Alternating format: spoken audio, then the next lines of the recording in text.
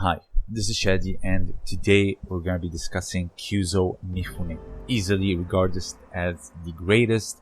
They call him the god of Judo, and in my opinion, this is for the technical contribution, the way he would move like water, the way he would move like a shadow, and how he avoided the ippon. So today we're going to be talking about his tricks and escapes against both the throwing and also nei waza.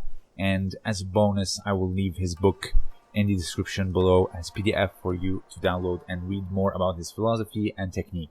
So what he used to do is something that's not being done, in my opinion, today at the highest level, but nonetheless, it can take your judo way up there. So we're going to be talking about the escapes, how he did it, and how it's different from today's judo escapes in terms of throwing and also nei waza.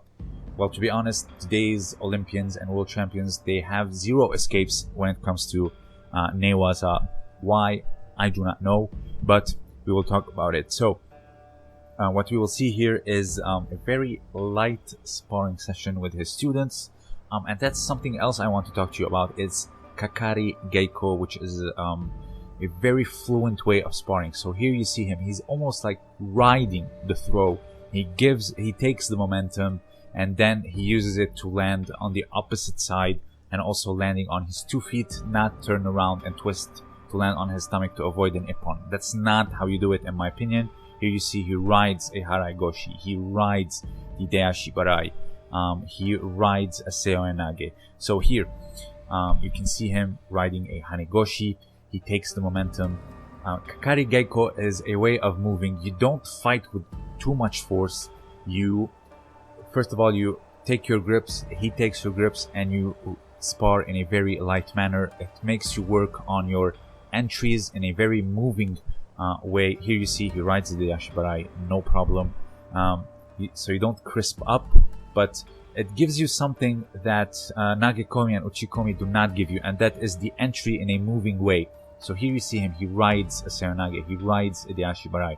So Kakari Geiko, in my opinion, should be done the first 2 or 3 rounds of randori and then go to hard randori, because it allows you to enter in a way that nagekomi and uchikomi cannot do that. For example, uchimata and kataguruma cannot be done nagekomi in a way that you do it in randori. So Kakari Geiko is where it comes from, and also because it is very light, you can also train your escapes. One of the highest ranking senseis in France, he told us some days in Japan they do this for 2 and 3 hours straight. So people would look at this, I would get comments like, this is fake sparring, but it's not. This is Kakari Geiko. It is geared towards good escape and good entry of technique. Otherwise, nagekomi and uchikomi cannot give you. This is the no man's land between randori and drilling. So here, this is one of the, it's a very famous role between Marcelo Garcia and Damian Maia, and people were all over it,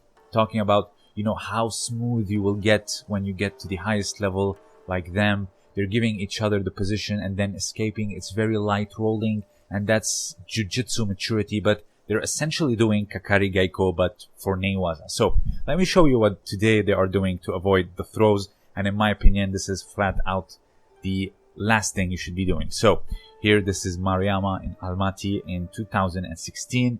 He goes for uchimata, shows incredible acrobatic capabilities, but look at how he lands flat on his torso. And first of all, in self-defense, if you land like this, in my opinion, that would just send you straight to the hospital, and also you're exposing the back of your head.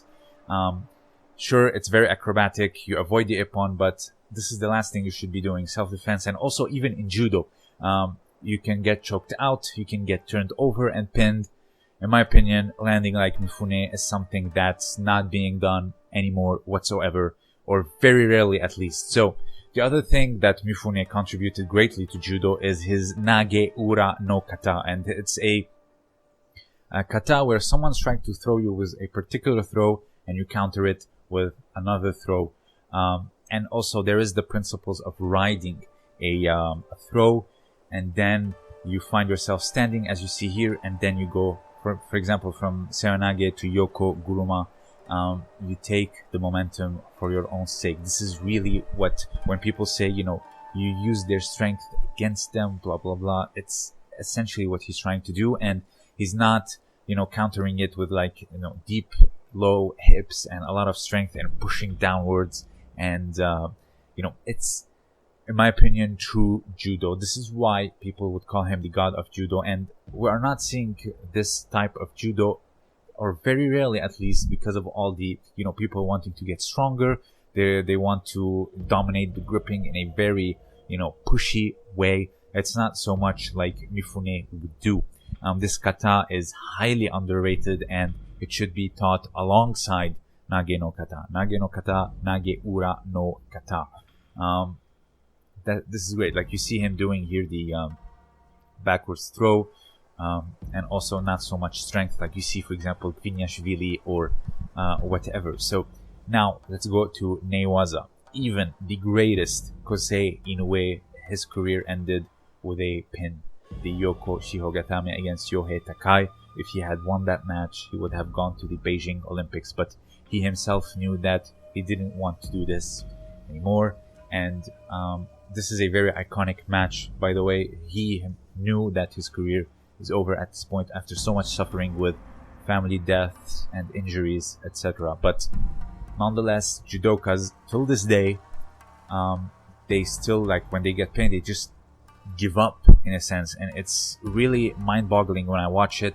I'm nowhere near their level, but when it comes to Newaza, they almost have like zero resistance. It's almost like they barely train it, or if they train it only in the offensive, not so much the defensive. So here you see these are escapes from pins, escapes from unlocks, you're gonna see it, escapes from triangle, escapes from back mounts, you're gonna see all of it Kyuzo Mifune is doing. When was the last time your sensei taught you Osaikomi escapes and submission escapes? Me, it's zero. The escapes that I've learned and the ones I've used during rolls or randori like Newaza in judo or BJJ open mat, they were all coming from instructionals. So here you see a back mount escape into Ushiro Keza Gatame. Here you see the ankle lock, figure 4 ankle lock when someone crosses their legs. Juji Gatame escapes. So his tricks, you can find them in the book, by the way, linked in the description below as PDF. Here you see a triangle escape. He goes to the side, he brings him over to the side in a way that his legs can no longer clinch, so he has to open his legs and so on. So in my opinion, Kyuzo Mifune, his greatest aspect, it's gone, I wouldn't say forgotten. Luckily, it's very much on footage, as you just saw, but forgotten in a sense that nobody looks at the footage and say, you know what, I'm gonna escape in this way. When someone hits me with a Seonage, I'm gonna land standing and then hit them with Tomoronage. Or when someone hits me with Uchimata, I'm gonna ride it and then turn it into a Uchimata Geishi. Now, it still happens, Sukashi and Uchimata Geishi, but everything else, in my opinion, they just turn around and land on their stomach to avoid an ippon, and that, in my opinion, is not good for both self-defense and competition-wise. So, if you have anything else to add, please let me know down below. Also, consider supporting me on Patreon and have exclusive content for the patrons only. This was Shadi, and as always, thank you for listening.